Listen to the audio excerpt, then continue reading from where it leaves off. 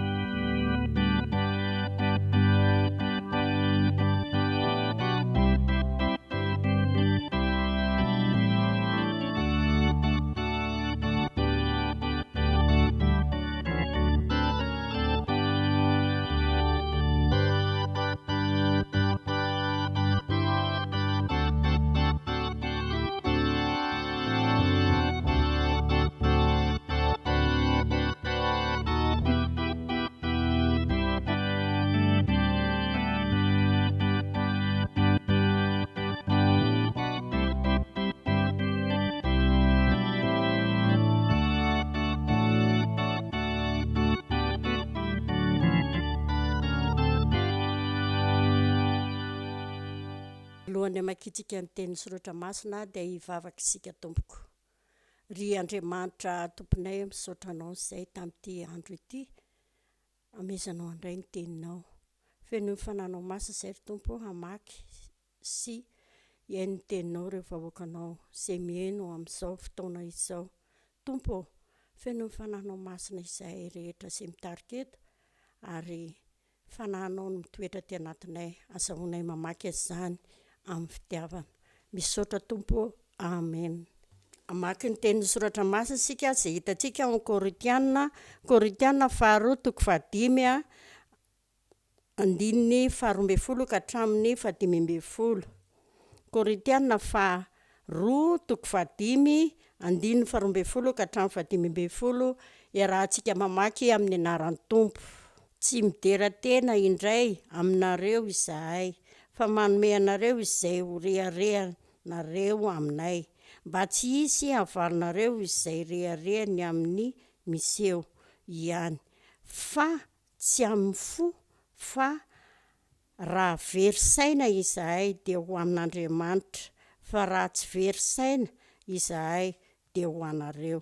Fa ny fitiavan'i Kristy no manery anay, satria izao ny hevitray: maty anankiray hamonjy ny olona rehetra, ka dia maty koa izy rehetra, ary maty hamonjy ny olona rehetra izy, mba tsy ho velona ho amin'ny tenany intsony izahay velona, fa ho amin'izay efa maty sy nitsangana hamonjy azy. Ray Masino, manamasinanay amin'ny fahamarinana, fa ny teninao fahamarinana. Amen. Teny izay torontsika amin'ity alarobia masina ity dia izay hitantsika eo amin'ny Koritiana 2:5 ka ny 12 ka hatramin'ny 12. Azo fitinina amin'izay fizateny tsotra manao hoe: ny mpitory ny filazantsara dia natao ho velona ho an'ny Tompo, mba tsy hampahamenatra izay hitoriany izany filazantsara izany. Voalohany indrindra dia natao hita eo amin'ny mpianatry ny Tompo na izay mpitory ny filazantsara ny fahatahorana ny Tompo. Nisy ireo kristianina sasany izay tsy resy lahatra ny amin'ny maha fiovan'ny Paoly ho tonga kristianina sy ny maha apôstôly azy. Noho izany dia nijoro vavolombelony Paoly ka nanambara fa azo amarinina eo amin'ny fiainany ny maha an'Andriamanitra azy, ka tsy fiterahan-tena izany, fa ny mba hahatonga ireo zay nandray azy ho hira Kristy na ho apôstôly, mba ho afaka anohatra ireo zay nanaraby azy ireo, satria nanaiky sy nanaradian'ny Paoly izy ireo, nandray ny afatra sy ny fampianaran'ny Paoly izy ireo. Ary dia zany no natongan'ny Paoly teny hoe: raha very saina izahay dia an'Andriamanitra, fa raha tsy very saina izahay dia anareo kosa. Liavana malala ny fampanginana ny mpanaratsy ny irak'Andriamanitra dia tsotra ihany, ny fahitana any Kristia eo amin'ny fiainany. Izany no antsoina hoe ny fahatahorana ny Tompo. Ary io fahatahorana ny Tompo io izay hita eo amin'izay mpitory ny filazantsara no mampangina ny fanaratsiana azy ireny. Ankoatrin'ireo kristianina izay manokantena ho mpitory ny filazantsara, dia ny fiangonana indrindra no hira Kristia eto amin'izao tontolo izao. Tokana ny fanampenam-bava izay manenjika ny fiangonan'Andriamanitra dia ny fahitany an Kristia eo amin'ny fiainan'ny fiangonana. Fa ny fiangonana raha teren'ny fitiavan'i Kristy amin'izay ataony rehetra dia mangina izay mety ho fanaratsiana azy.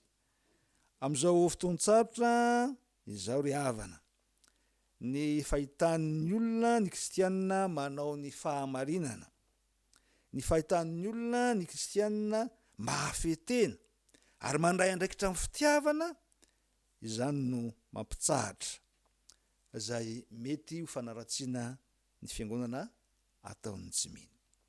Fa ny faharoa dia ny fandraisana ny famonjena de mitarika fanolorantena feno ho an'ilay mpamonjy dia Jesosy Kristy. Paoly apôstôly rehefa nandray an' Jesosy Kristy de say nanao zao fijoroana vavolombelona izao, no hoe tsy izao tsony ny velona fa Kristy no velona atao anatiko. Fanambarana fa tsy velona ho an'ny tena nintsony izy fa velona ho an'ny Kristy. Zany hoe zay ataony rehetra de hitoriana ny fitiavan'i Kristy. Io fitiavan'i Kristy io no mibaiko ny fiainany manontolo. Zany no ambarany eo amin'ny 9:140 no hoe fa ny fitiavan'i Kristy no manery anay. Ny fahafatesan'ny Jesoa de fanekena hiaran'ny fitsaran'Andriamanitra ny mpanota. Izy anefa tsy nanota fa natao hitondra ny fahotan'ny olona rehetra, ka toy izay niara-maty sy voatsara aminy koa ny olona rehetra. Ka raha ny fitsanganana sy ny fandraisan'ny fahafatesana de midika koa ho fananan'izay rehetra mino azy ny fiainam-baovao, ka tsy hanaovany intsony zay filan'ny tenany fa zay hafaly an'i Kristy lay mpamonjy azy no ataony amin'ny fiainany manontolo. Ry havana malala, tsy azo sarahana mihitsy ny fahafatesan'ny Tompo sy ny fitsanganany. Dia toy izany koa ny fiainan'ny mino, mba hanana ny fiainam-baovao dia tsy maintsy manolotra ny fahotany ho an'i Kristy, mba ho voaombo amin'ny hatsofijaliana izany. Ary zany no antsoina hoe fibebahana, fanekena hiara iombo amin'i Kristy mba hiara hitsangana aminy koa ka hanana fiainam-baovao ao aminy. Ary zany no ambaran'ny Paoly ny amin'ny hoe raha misy olona amin'i Kristy de olom-baovao izy, efa lasa ny zavatra taloha. Tsy velona ho an'ny tenany intsony izy fa velona ho an'ilay nanavitra azy de Jesosy Kristy. Kanefa ny fitiavana marina an'Andriamanitra de mitarika avy hatrany koa ny fitiavana ny mpiarabelona. Ary zany no saron'ny azo fijaliana zay mampiray ny tany sy ny lanitra, kanefa koa mampiray ny olona samy olona. Ry fiangonana malala, meteza ry mba ho feno fanolorantena ho an'i Kristy amin'izao andro sarotra izao, amin'izao andro anarantsika ny ranomasina izao. Fa zany no antoka hanana fiainana feno fifaliana amin'izao fiainana izao. Ary fomba andresenao ny endrim-pahafatesana rehetra toy ny aretina zay mahazo izao tontolo izao ary mahazo koa ny firenentsika. Satria efa velona Jesosy de ho velona koa ianao raha toka manaiky hiara iomba amin'i Kristy sy hiara-hitsangana aminy koa. De ho an'Andriamanitra irery ny voninahitra amintsika kosa ny fahafenoan'ny fiadanany. Amen. Iombam-bavaka sika tompoko.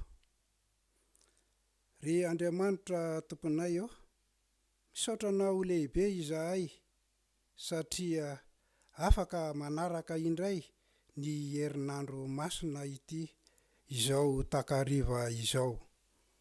Misaotra anao lehibe izahay tamin'ny teny zay nampitondrainao ny mpanomponao ho teo, izay milaza fa tokony ho mpitory ny filazantsara, tsy atao tsy ho menatra ny anaraka anao izahay, fa kosa sahijoro vavolombelona andray andraikitra hitana ny famarinana, koa ny fanahinao ary ny fitiavanao no nanery anay mba ho tonga olom-baovao izahay, ka hijoroanay fa ny fitsangananao amin'ny maty no hijoroany ny mino vavolombelona aminao. Koa izany teny nambaranao izany any hery Tompo, mba angatahanay amin'ny alalan'ny fananao masinao mba hitoetra aty anatinay ka azanay mitarika hatrany ary mitory ny filazantsaranao masina eo anatrehany izao ora sy fotoana zay mandalo eto amin'ny firenena izao dia tsy ny inona izany fa ny aretina mandringana ka noho izany ry tompo apetrakay eo am-pelatananao ny fiainan'ny vahoaka malagasy rehetra ary indrindra fa ireo vahoakan'Andriamanitra rehetra mba tsy ho azony izany satria tsy misy zavatra tsy hainao satria io aretina io dia atahoran'ny olona rehetra nefa ry tompo eo anatrehan'izany raha ianao no miaraka aminay dia tsy maintsy mandresy foana izahay ary afaka mijoro ny vavolombelonao koa eto ary izahay dia mangataka ny mpitondra fivavahana rehetra zay eto amin'ny nosonay ety mba hiambina ireo ondriny ireo ka hitazona izany fahamarinana sy fitiavana zay omenao azy zany tahinao ireo vahoakanao izay tsy manatrika etona fa any atokantranony any ianao no aoka hitsidika azy ireny isam-baravarana ka anome azy ireo ny fahasalamana tanteraka ka tsy ho azony izany aretina izany ao koa ny mpitondra ny firenenay dia ianao ametolo-tsaina azy ireo ka tanteraka atsakan'ny fiandavana izay rehetra nekeny teo amin'ny vahoaka ary hitazona trany ny fahamarinana ary mivavaka koa izahay ankehitriny amin'ireo zay efa azony aretina ianao anery tompo anasitrana azy ireny ka anala izany aretina izany koa amarananay azy dia izay vavaka nampianarin'ny tompo zay no angatanay no ampiarahanay amin'ilay vavaka nampianarinao manao hoe ho amasinana ranao ho tonga ny fanjakanao atao any sitraponao ety atantaka ny anandanitra meo ananina sasanay mamirany elokay tahaka namilanazivelika taminay ary zampitondranay amin'ny fakapanahy manafahanay amin'ny ratsy anao fanjakana sy ny hery ary ny voninahitra mandrakizay amen. Mira fa 7:1 ka ny 5:4 no ataontsika ao amin'izay dia atotra ny tsodrano.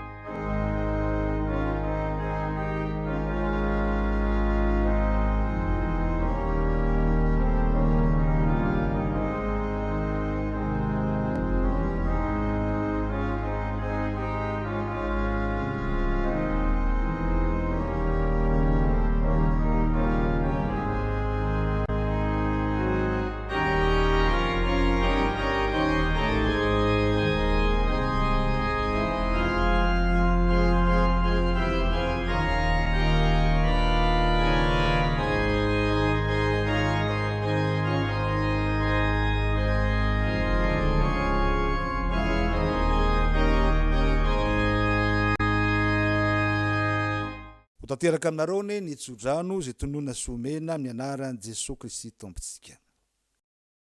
Ary Andriamanitry ny fiadanana zay nitondra an' Jesosy tompontsika ampian'olo lehibe hiala amin'ny maty mitondra ny rano fanekena mandrakizay izy ene atanteraka anareo amin'ny tsara rehetra anao ny sitrapony ka hiasa ao anatareo zay kasitrahany ao masony amin'ny alalan'i Jesosy Kristy ho azy ene ny voninahitra mandrakizay Amen. ho an'Andriamanitra ireriny ny voninahitra amin'ny anaran'ny Ray sy ny Zanaka ary ny Fanahy Masina. Amen.